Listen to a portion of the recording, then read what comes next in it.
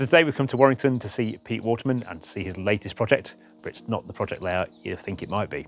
Come with me, let's have a look.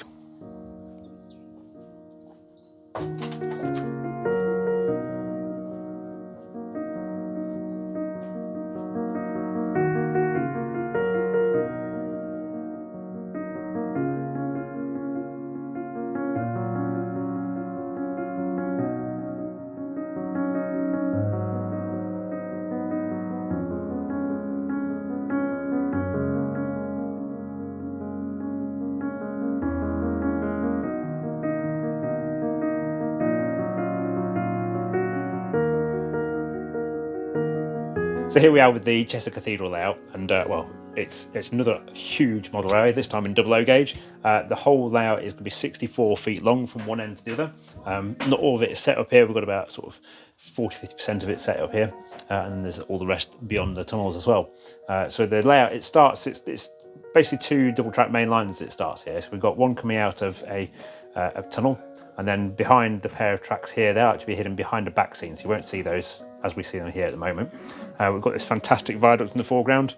It's going to look absolutely great with long trains running across it. And then as the line moves along, the two pairs of lines you can see here then do become visible together. And then you've got the electrified lines coming in at the back, and you've got the non-electrified lines at the front coming through from the viaduct. And then we've got a junction there where you can switch tracks. It allows you to move between different circuits on the layout. And then continuing on, we've now got then catenary over all four tracks. I think one of the impressive features I like of this is the fact there's actually going to be the proper cable trunking running along either side of the main line as well. I think they were saying there's somewhere in the region of 280 feet of cable trunking to put into this layout. So that's just one component, but 280 feet of it. I suppose that's the downside of a large layout, is everything gets multiplied into big numbers then. Continuing our journey along this section that's assembled today, we've come to a pair of bridges. I really like these bridges. They've got that nice kind of combination of engineering brick and red brick as well, and they nicely divide up the scene as well. Very typical of the West Coast main line in this kind of area as well. And then, like I say, it looks the start of the catenary going in there as well. The guys are still working on those components to still finish off the balancing of the point work as well, coming across the crossover. And then move on past the first of the signal gantries, and then into this vista between the two bridges. That's going to make a great few photographs there between the two bridges. And then we continue on. We've got it's quite a narrow scenic section, so it's really effective as well. And it's got a kind of line side feel of what you would see if you were on a train travelling down this part of the West Coast main line. Think about it, you're down in a cutting, you wouldn't see what's on top of the embankment or in front of the railway. It's a really nice railway themed scene here.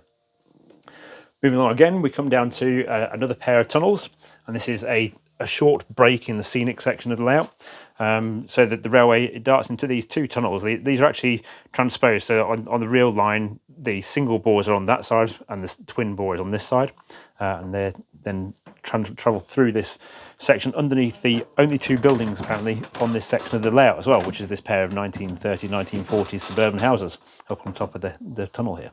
Then, like I say, the railway is going to continue then, but we've only got a little bit more set up today. But well, we've done probably, well, I said a bigger number than is probably set up earlier. Actually, it's probably about 50% of the layout set up here, somewhere around there. So we're probably about half the length of it here. So there's going to be a lot more to see when this layout's all complete. So I just wanted to model something different. So, because I've been travelling on this line for nearly 60 years, nearly 3 times a week, and the one thing I think we do as model railway fanatics is we forget that most of it is open countryside. So I wanted to actually model what I see every day, which is basically greenery, walls and catenary, with the other occasional bridge. And to be honest, that's it. The speed that we had to build this layout, that was really the only choice. I was asked to go and talk to the Dean at Chester Cathedral, but they wanted a model railway exhibition, not a traditional sort of exhibition, but they wanted an exhibit because they were following a Lego exhibition, which was very successful. And we looked at it because of the sort of clientele they're likely to get. And we came up with a couple of ideas, but then lockdown started. And that really, really stopped us in our tracks. But what it did do, it was, because I've not modelled 4 mil since 68, 69. So, I'm so used to seeing things in 7 mil.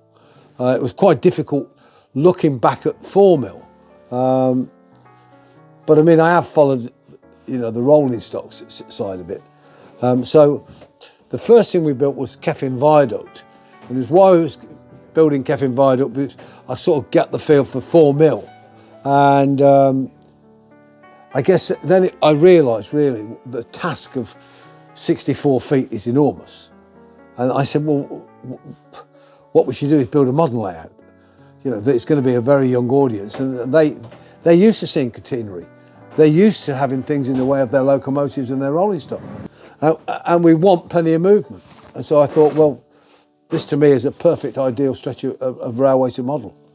Because it is, well, I think, you know, the catenary just is, for a modeller that's never used, you know, model catenary, I love it. It just makes such a difference to modelling. It's an everyday scene.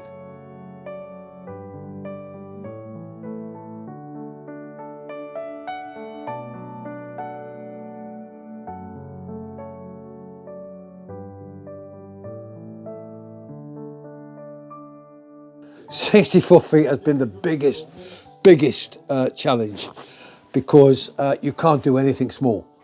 You've got to do everything. I mean, like, if you look at the trunking, right, you've got 280 foot of trunking that's all got to be built, you know. It's like, it's just an enormous task. Everything is enormous. There's 8 of us. I mean, you know, you couldn't build anything like this on your own. I mean, you know, I've always been a team player. I've always believed you put teams together. You know, Aaron has done all the catenary. I wouldn't have even known where to start. I mean, he's passionate about, you know, the catenary. Dave is passionate about the woodwork. I guess 3 of us are like odd bods, and there's 4 specialists, and we turn our hands to doing anything really. You know, if they need a hand on the baseboards, we do that. You know, to me, model railway is always about inspiring other people to want to be model railway fans, and that's the way I got hooked. You know, way back in the early 50s when I first saw, a first layout. That's what I wanted to do. You know, and we've got to remember, I started in '54. Model railways were nothing like they are today. I mean, you know, I got my first train set in 1948. You know, and it was nothing like this. So I've been trying to achieve this, and in truth, since about 1956, 57 was when I started to sort of hand build buildings and track, and, you know, didn't want, you know, tight corners and didn't want curves in tunnels, you know. So, you know, now when I came back to this, given that I haven't been doing 4mm for, you know, since the 60s, it was like I bought a 7mm view of what I could do with 7mm, but what you can now buy in 4mm is unbelievable. I mean, the stuff that Hornby make now, you know, the locomotives and the stock, well, I didn't dream of that back even when I packed up 4mm, which was probably 1968. I didn't dream that you could go and buy an engine that's as good as these engines now. I mean, you know, you bought an engine, the first thing you did was pull it apart, add all the bits and repaint it and put a new number on it. And, you know, I know we've got the internet now and they all watch your videos and that, which is great. But there's nothing that substitutes for actually going to a show and seeing it running and watching kids get that excitement to go away and say, how did they do that? Why did they do that? And it doesn't matter whether you're 8, 18, 68 or 88, there are so many tutorials now, you're able to make stuff, and there's so much stuff available that it's easy and it's fun. You know, it's fun. This goes into Chester Cathedral on the 13th of July. That's a Monday. It opens on the 13th of July and finishes in the middle of September. And it's open every day.